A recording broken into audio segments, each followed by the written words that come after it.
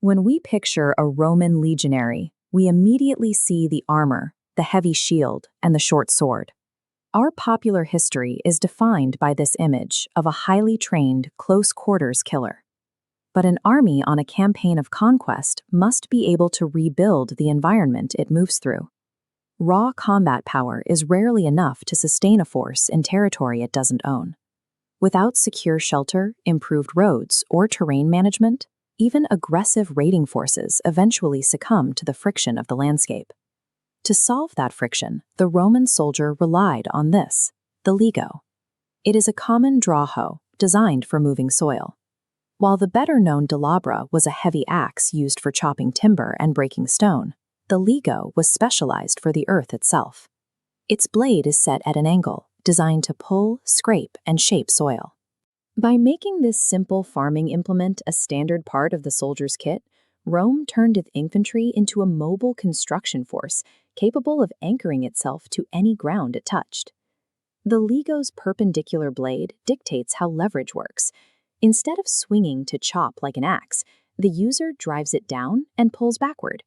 This scraping motion makes it highly efficient for loosening compacted dirt and dragging earth without exhausting the user's shoulders. One soldier working a hoe can clear a patch of brush or smooth a rough stretch of trail.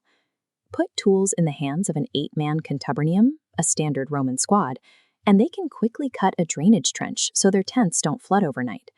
Give those tools to an 80-man century, and in a few hours, they can rip up an entire muddy road or carve out a defensive perimeter. The math favors the tool. A legion could throw thousands of men at a patch of ground simultaneously, multiplying that simple pulling motion into massive topographical changes. Every single time a Roman army stopped for the night in hostile territory, they built a fortified marching camp. A soldier would march 15 miles, carrying armor, weapons, and weeks of rations, only to drop his pack and immediately start digging.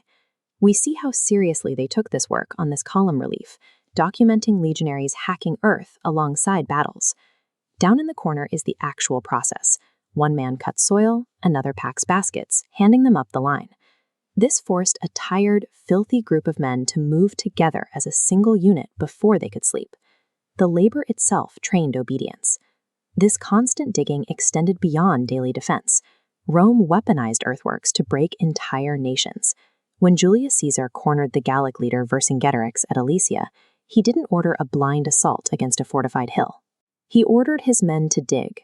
They constructed a massive ring of trenches, walls, and traps facing inward, locking the Gallic forces inside. When a relief army marched to rescue the Gauls, his men dug his second ring facing outward. Those double walls stretched for miles. They required thousands of trees to be felled, deep ditches to be scraped out, and tons of earth to be piled up, all entirely by hand. They won the siege by redrawing the topography of the battlefield, dictating exactly where the enemy was allowed to move. A warrior holding a spear is dangerous to whoever is standing right in front of him. A soldier holding a Ligo controls the ground thousands of men have to cross.